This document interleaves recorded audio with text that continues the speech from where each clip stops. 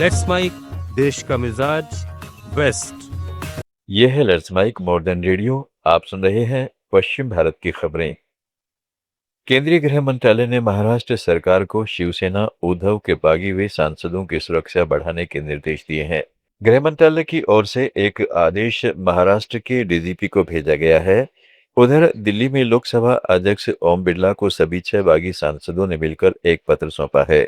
सूत्रों ने बताया है कि इस पत्र में सांसदों ने साफ लिखा है कि वो शिवसेना शिंदे गुट में अपना विलय कर रहे हैं। पत्र में सांसदों ने लिखा है कि यूबीटी के सीनियर नेता कांग्रेस में पार्टी का विलय कराना चाहते हैं, इसलिए हम पार्टी छोड़ रहे हैं। इससे पूर्व शिवसेना संसदीय दल की बैठक में बागी सांसद नहीं पहुंचे, सिर्फ 3 लोकसभा सांसद ही बैठक में शामिल हुए हैं। इस मामले में आज पार्टी सांसद संजय राउत ने फिर तीखे तेवर दिखाए। राउत ने कहा कि हम पहले ही जेल जा चुके हैं और दोबारा जेल जाने को तैयार हैं, लेकिन हम आपको सबक सिखाने के बाद ही जेल जाएंगे। आप जिसका नाम ले रहे हैं, ये तोड़ेंगे, ये तोड़ेंगे, ये तोड़ेंगे, उनको लगता है एक बार ये कर चुके हैं। अब मैं कहूँगा तोड़ के दिखाइए। आपको नहीं तोड़ेंगे ना तो शिवसेना आपका बाप, हमारे बाप का नाम नहीं बताएंगे, और हमारे बाप का नाम बाला साहब ठाकरे है। समझा? हाँ, क्या खेल लगा रखा है क्या डेमोक्रेसी का? उसको तोड़ेंगे, उसको तोड़ेंगे, क्या पैसे की इतनी मस्ती आई क्या आपके पास? हाँ, ये ईडी सीबीआई की धमकी आप किसको दे रहे हैं? हमको?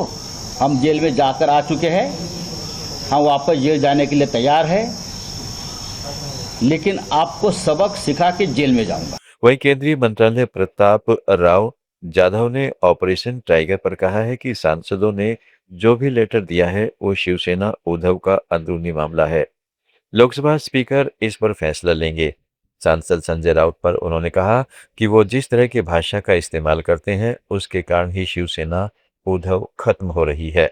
मुझे भी बताया कि वो सांसदों ने लेटर दिया, क्या दिया वो उबाटा की अंदरूनी बात है। कौन सांसद दे रहे हैं अभी तो उनका लेटर देंगे, अब लोकसभा के अध्यक्ष उसके ऊपर निर्णय लेंगे, उसके बाद में तो ये चलता रहेगा। कल वर्धापन दिन है और क्या इस जो देखो जो बाला साहब ठाकरे के विचारों को जानते शिवसेना उन्होंने स्थापन की थी, कल का स्थापना दिन है, वो बाला साहब के विचारों को मानने वाले सभी लोग कल के कार्यक्रम में शामिल ने पार्लियामेंट्री मीटिंग बुलाई है सर। एक तरीके से उनके पार्टी का अंदरूनी मामला है, अंदरूनी मामला है उनका। वो जिस तरीके की भाषा इस्तेमाल करते हैं संजय राउत, ये देखो संजय राउत तो हर बार ही वैसी भाषा करते हैं और उस भाषा की वजह से उबाटा खत्म होती जा रही है। Thank you.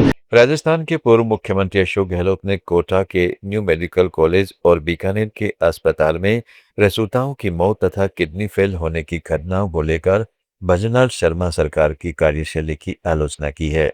उन्होंने इसे व्यवस्था की घोर संवेदनहीनता और संस्थागत लापरवाही बताते हुए सोशल मीडिया पर लिखा कि कोटा में 5 महिलाओं की मौत हुई है, जबकि कई अन्य जिंदगी और मौत के बीच संघर्ष कर रही हैं।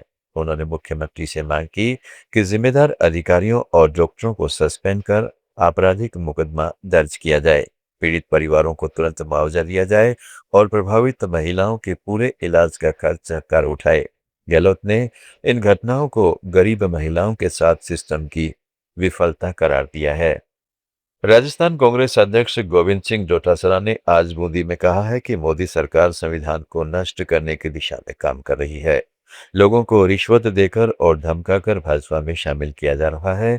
यह संविधान का उल्लंघन है। भाजपा विपक्ष को खत्म करने की कोशिश कर रही है, जो एक खतरनाक बात है। देश की जनता को यह समझना चाहिए कि मोदी और अमित शाह लोकतंत्र में विश्वास नहीं करते। वे अपना संविधान बनाना चाहते हैं और हमेशा सत्ता में बने रहना चाहते हैं।